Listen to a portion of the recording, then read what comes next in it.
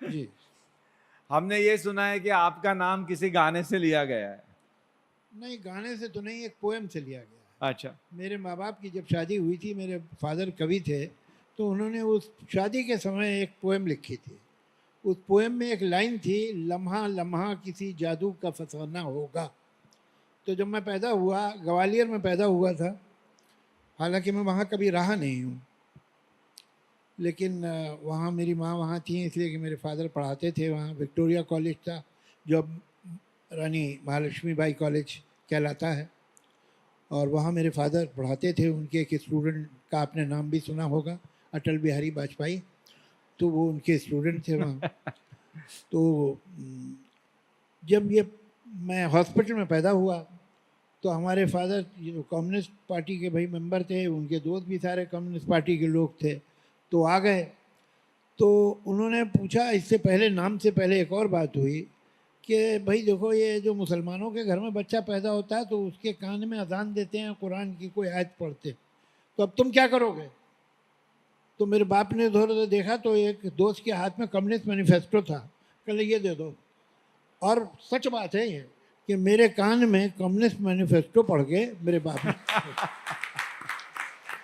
Workers of all the nation unite because you have nothing to lose but your change. तो उसके बाद कहा, अच्छा भाई नाम क्या रखोगे बच्चे का? तो उन्होंने, किसी दोस्त ने कहा कि भाई वो तुमने तो एक पोएम लिखी थी अपनी शादी पे, उसमें ये लाइन थी, लम्हा लम्हा किसी जादू का फसाना होगा, तो इसका नाम जादू ही रख दो। तो मेरा नाम जादू ही रख दिया गया।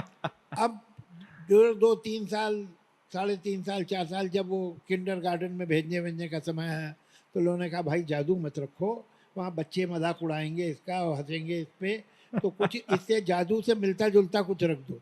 तो ये मेरा जावेद जो नाम है, ये जादू से मिलता जुलता की वजह से रखा है। तो होता यह है कि आपका पेट नेम आपके नेम से निकलता है, मेरा नेम मेरे पेट नेम से पेट नेम निकला, से नहीं। ये है कहानी। Thank you sir. है? सर तो आई जी, I envy you very much because you are a recipient of the Richard Dawkins Award for Atheism and Spread ji, of ji, Atheism. वो हो And जाएगा, कोई मुश्किल नहीं है, मैं भी करूँगा। अभी आप पास आइए, मैं आपके कान में कम्युनिस्ट मैनिफेस्टो फूंक दूंगा, कुछ दिनों में मिल जाएगा। जी। अगला सवाल यह है कि you were assisting Kaifi Azmi ji assisting? यहाँ। नहीं नहीं भाई, उनकी बेटी कोई लाइबिलिटी थोड़ी है कि मैं असिस्ट कर रहा था। वो शबाना हरण की कहानी अभी तक स्क्रीन पर नहीं आई। जी जी जी जी, असिस्ट कैसे करते हैं आप? मैं तो जब उनसे मुलाकात हुई, तो कब हुई यही नहीं याद, बचपन से ही जानता हूँ उन सबको, और वो लोग मुझे, इसलिए कि एक बहुत बड़ा ग्रुप था ये प्रोग्रेसिव राइटर का, तो वो सब एक दूसरे के, एक जैसे बड़ा क्लैन था, तो सब जानते थे। बाकी ये कि फिर मैं और शबाना एक साथ हो गए, वो एक और रिश्ता बन गया। Okay, and now the last deep searching question, toothbrush पहले गीला करते हो या बाद में? जी, पेस्ट लगाने से पहले टूथब्रश गीला करते हो या बाद में? नहीं नहीं, मैं बाद में ही करता हूँ। आता एक किस्सा फक्त नाही तो पाहिजे. जावेद सरांचा एक किस्सा तुम्हाला सांगतो, फार गमतीदार. ते इतका डार्क कॉमेडी करतात, आम्हाला परवा तर मजाच आली. एकाने कुणीतरी त्यांना विचारलं की तुमचा हा दोस्त, माझ्यामध्ये सलीम खान, मला नाव आठवत नाही, उनका एज कितना होगा? जावेद सर बोली, वो अल्लाह मी ऐसे ना 1-2 साल कम उम्र का रहेगा. असे ते फार म्हणजे विरोध करतात. Sir please please.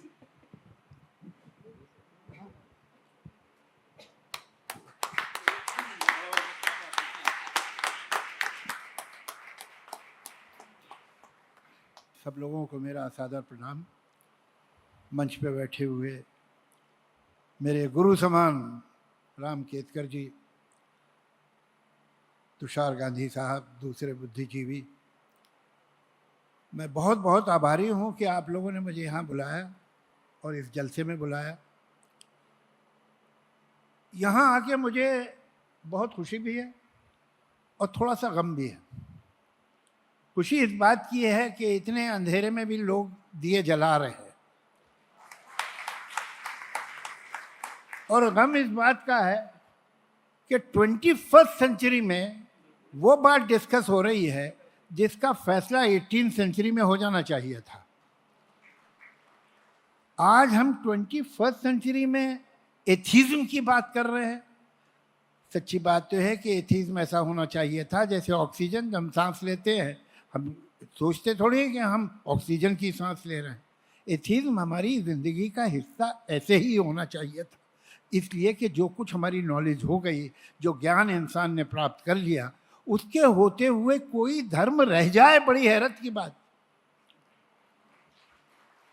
है। क्या कि आज से 500 बरस पहले की बात है कि एक आदमी ने हिम्मत की कहने की, इसलिए कि धर्म तो ये मानते हैं, ख़ासतौर से ये अब्राहमिक जो रिलीजन्स हैं, जुडाइज्म, क्रिश्चियनिटी, इस्लाम, ये सारे के सारे एक 500-600 किलोमीटर में ही भगवान ने सारा ज्ञान दे दिया था। तो ये मानते हैं कि इंसान ऐसे पैदा हुआ, दुनिया ऐसे बनी, ये ऐसे हुआ, वो वैसे हुआ, सब पता। धर्मों में एक अच्छी बात है कि धार्मिक सारी किताबें जमा कर लीजिए तो बड़ी आसानी से मालूम होता है how to make universe in 4 easy lessons, कि यूनिवर्स कैसे बना था, साइकिल कैसे बनाते हैं, ये कोई धार्मिक किताब से आपको पता नहीं चल सकता है।